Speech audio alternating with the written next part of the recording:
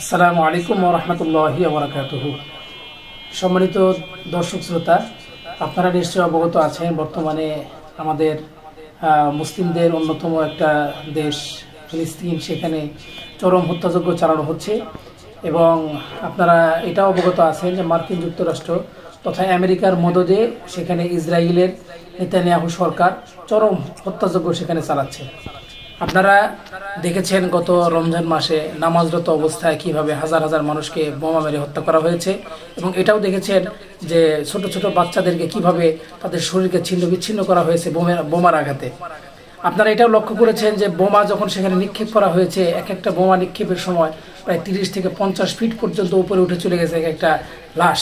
তো এই বিভৎস দৃশ্য দেখার পরে আজকে আমাদের যে অবস্থা, আমরা অনেকে বিষয়টা বিভিন্নভাবে নিচ্ছি, আমরা অনেকে সহ্য করতে পারছি না, আবার আমরা অনেকে দোষ চাপাচ্ছি যে মুসলিম দেশগুলো কি করছে।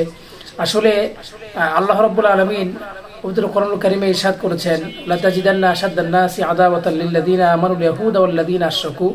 মুসলমানদের সবচাইতে বড় যে শত্রু সেটা হচ্ছে ইহুদি এবং খ্রিস্টানেরা। আল্লাহ রাব্বুল আলামিন আরেক জায়গায় বলছেন, মুহাম্মাদুর রাসূলুল্লাহ ওয়াল লাযিনা মাআহু আশিদ্দাউ আলাল কুফফারি রুহামাউ বাইনাহুম তারাহুম রুকআন সুজদান ইয়াবতাগুনা ফাদলাম মিনাল্লাহি ওয়া রিদওয়ানা। তো প্রকৃত ঈমানদার যারা, এরা কিন্তু কাফেরদের ব্যাপার হবে খুবই কঠোর এবং পরস্পর মুসলমানদের জন্য, মুমিনদের জন্য হবে এরা পরস্পর রহমত স্বরূপ। কিন্তু বর্তমানে আমরা যে দৃশ্যটা দেখতে পাচ্ছি সেটা হচ্ছে সারা পৃথিবীতে যত মুসলমানগুলো আছে, মুসলমানের ভিতরে সম্পর্ক খারাপ এবং মুসলমান এবং ইহুদি অথবা খ্রিস্টানদের সাথে মুসলমানদের সম্পর্ক অত্যন্ত ভালো। তো এই অবস্থা দেখে আমরা এতটুকু বুঝতে পারি যে আমাদের ভিতরে আল্লাহ রাসূল সাল্লাল্লাহু আলাইহি সাল্লাম যেই কথা বলে গিয়েছিলেন যে তারাকতু ফীকুম আমরাইনি লান তাদিল্লু মা তামাসসাকতুম বিহিমা কিতাবুল্লাহি ওয়া সুন্নাতুর রাসূলি, যে আমি তোমাদের মাঝে থেকে চলে যাচ্ছি কিন্তু তোমাদের মাঝে দুইটা জিনিস রেখে গেলাম, একটা হচ্ছে আল্লাহর কিতাব এবং রাসূলের সুন্নাহ। তো আমরা এখন বিষয়টা যদি আমরা খুব গভীরভাবে পর্যবেক্ষণ করি তাহলে আমরা বুঝতে পারবো যে আজকে মুসলমান, এই যে প্রায় 180 কোটির বেশি মুসলমান সারা পৃথিবীতে, এই 180 কোটি মুসলমান আজকে প্রায় 1 কোটি ইহুদির কাছে আজকে আমরা নাস্তানাবুদ হয়ে গেছি এবং ধরাশায়ী হয়ে গেছি, চরমভাবে বিপর্যস্ত হয়ে গেছি এবং পরাজয় বরণ করেছি 1 কোটি ইহুদির কাছে। তাহলে কেন? কারণটা কি?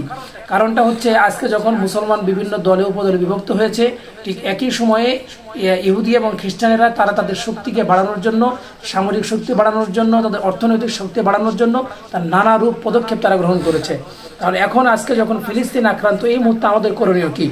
এই মুহূর্তে আমরা বাংলাদেশে অবস্থান করছি, আমাদের পার্শ্ববর্তী আরেকটা বড় দেশ আছে মুসলিম কান্ট্রি, সেটা হচ্ছে পাকিস্তান, আরেকটা মুসলিম কান্ট্রি আছে ইন্দোনেশিয়া, আফগানিস্তান। তো এই সমস্ত দেশগুলো আমরা অনেক দূরে আছি, এখান থেকে আমাদের সরাসরি সেখানে গিয়ে হয়তো আমরা যুদ্ধ করার সুযোগ আমাদের নাই, কিন্তু আমরা যে কাজটা করতে পারি সেটা হচ্ছে, আপনারা জানেন ইসরায়েল যেই ভূখণ্ডে আছে ঠিক তার চারপাশে মুসলিম দেশগুলো সেখানে আছে এবং মুসলিম দেশগুলো শুধুমাত্র যদি এটা ইচ্ছা করে যে ইসরায়েলকে তারা না খাইয়ে মারবে, এটা মুসলমান দেশগুলোর জন্য কোনো ব্যাপার না। শুধুমাত্র 1 সপ্তাহ যদি মুসলমান দেশের উপর দিয়ে সমস্ত সামরিক জাহাজ এবং ইসরায়েলের সমস্ত খাবারের যত সরঞ্জাম এবং তাদের সামরিক যন্ত্রপাতি সেখানে যদি না ঢুকে এবং স্থলপথ, জলপথ এবং আকাশসীমা ব্যবহার যদি করতে না দেওয়া হয় ইসরায়েলকে, তাহলে দেখবেন এমনি 1 সপ্তাহ পরে তারা সমস্ত অপরাধ বন্ধ করতে তারা সমর্থ হবে। আজকে সারা পৃথিবীর অর্থনৈতিক অবস্থা ইসরায়েলের অনেকটা ভালো, কারণটা হচ্ছে প্রযুক্তির দিক দিয়ে তারা অনেক এগিয়ে গেছে, অর্থনৈতিক দিক দিয়ে তারা এগিয়ে গেছে এবং তারা সামরিক দিক দিয়ে অনেক এগিয়ে গেছে। আর এই দিকে সবগুলোতে আমরা মুসলমানরা পিছিয়ে আছি। আজকে আমাদের অর্থনৈতিক শক্তি ভালো নাই, আজকে আমাদের সামরিক শক্তি নাই, আমরা শুধুমাত্র এই দোহাই ওই দোহাই দিয়ে, মাসলা মাসাইলের দোহাই দিয়ে আজকে মানুষদেরকে আমরা কোণঠাসা করে ফেলেছি। আজকে আমরা মানুষদেরকে এটা বোঝাতে পারি নাই যে যেই সূরা ফিল পড়ে একজন অমুসলিম তারা গবেষণা করে পারমাণবিক বোমা তৈরি করলো, আজকে সেই সূরা ফিল আজকে আমরা মুসলমান 60 বছর ধরে এই সূরা ফিল পড়ার পরেও আজও পর্যন্ত অর্থ জানি না, তাহলে আমাদের কপালে দুঃখ দুর্দশা আসাটাই স্বাভাবিক। রাসূল সাল্লাল্লাহু আলাইহি ওয়াসাল্লাম এজন্য বলছেন, যতদিন পর্যন্ত তোমরা কোরআন এবং আমার সুন্নাহ যতদিন পর্যন্ত তোমরা আঁকড়ে ধরবে ততদিন পর্যন্ত তোমরা পৃথিবীতে শ্রেষ্ঠ জাতির মর্যাদা লাভ করবে। যেই দিন থেকে আমরা কোরআন এবং রাসূলের সুন্নাহ ছেড়ে দিয়েছি, সেই দিন থেকে সারা পৃথিবীতে আমাদের জন্য কলঙ্কের, একটা অপমানের কলঙ্কের এই দিকটা আমাদের মাঝে চলে এসেছে। এই জন্য এখন আমাদের যেটা করা উচিত সেটা হচ্ছে আল্লাহ রাব্বুল আলামিনের কাছে দোয়া করা যে আল্লাহ ফিলিস্তিনবাসীকে আপনি হেফাজত করেন আর ফিলিস্তিন ধ্বংস হবে না। কেন হবে না? যে হাজার হাজার নবীদের অনেক স্মৃতি আছে এই ফিলিস্তিনে, বাইতুল মুকাদ্দাস মুসলমানদের প্রথম কিবলা। রাসূল সাল্লাল্লাহু আলাইহি সাল্লাম প্রায় 16 থেকে 17 মাস এদিকে ফিরে তিনি নামাজ আদায় করেছেন।